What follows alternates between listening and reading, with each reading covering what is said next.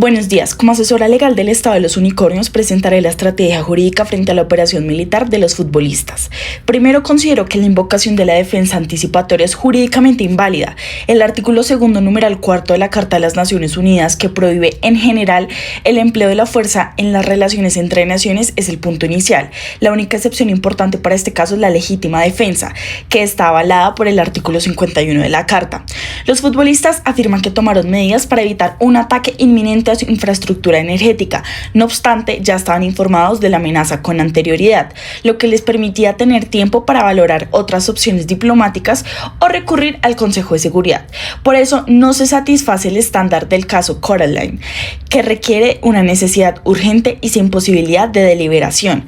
Asimismo, el Consejo de Seguridad debe ser notificado sin demora de las acciones tomadas en virtud de la legítima defensa, según lo estipulado en el artículo 51. En este caso, los futbolistas solo reportaron la operación al cabo de 3 semanas desde su comienzo. Ese retraso representa una falta de cumplimiento con un deber fundamental vinculado con el ejercicio de la legítima defensa y hace que su actuación sea aún menos legal. Debido a estos motivos, afirmamos que la operación militar no puede ser defendida legítimamente bajo el artículo 51 y supone una transgresión de la prohibición del empleo de la fuerza establecida en la Carta de las Naciones Unidas. En segundo lugar, la operación quebrantó varios principios fundamentales del derecho internacional humanitario. El principio de distinción es el primer principio que se infringe. Esto fuerza a los bandos en conflicto a distinguir constantemente entre objetivos militares y bienes o personas de naturaleza civil. En esta situación, las fuerzas de los futbolistas atacaron un hospital de civiles. A pesar de que había dudas sobre un posible uso militar del establecimiento, el carácter protegido de los hospitales requiere una verificación muy estricta antes de permitir un ataque. 45 civiles, incluidos médicos y periodistas que estaban trabajando, fallecieron a causa de la operación.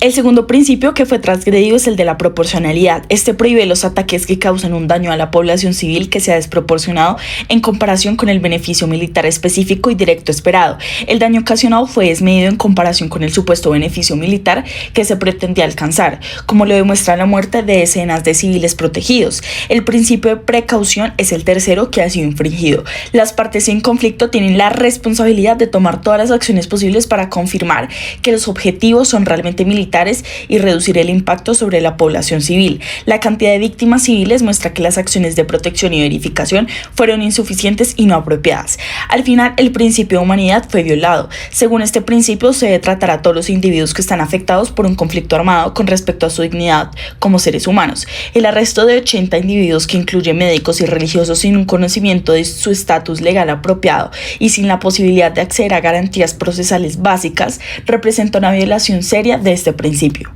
Es importante determinar quiénes son las personas protegidas que se han visto afectadas y cuáles son las repercusiones legales de estas afectaciones.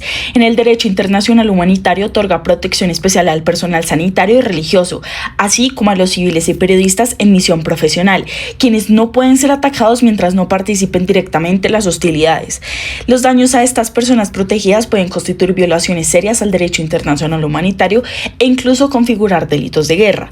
Además, si se les niega a los arrestados las garantías judiciales, esto puede generar una responsabilidad internacional adicional por incumplimiento de derechos esenciales que el derecho internacional de los derechos humanos reconoce. En cuarto lugar, es necesario examinar los foros internacionales disponibles para demandar la responsabilidad.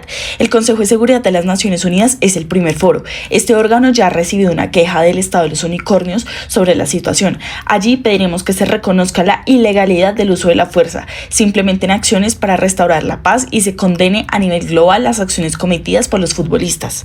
Otro foro que tiene la capacidad de establecer la responsabilidad internacional de los estados es la Corte Internacional de Justicia. En este lugar, los unicornios podrán argumentar que los futbolistas infringieron la Carta de la ONU y el derecho internacional humanitario, siempre que haya fundamentos válidos de jurisdicción. La Corte Penal Internacional es el tercer foro.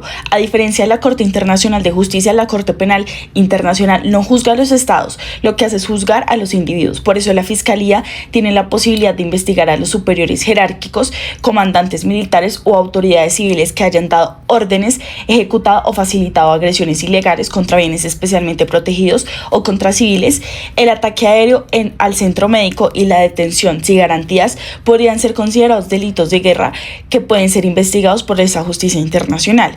Finalmente, la posición encuentra respaldo en el proyecto de artículo sobre responsabilidad del Estado de la Comisión del Derecho Internacional, según el cual todo hecho internacionalmente ilícito atribuible a un Estado genera responsabilidad internacional.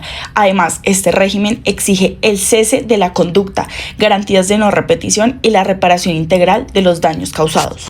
Entonces, así, los unicornios pueden sostener que la operación de los futbolistas violó el derecho internacional y el derecho internacional humanitario, generando responsabilidad internacional del Estado y posibles responsabilidades penales individuales. Muchas gracias.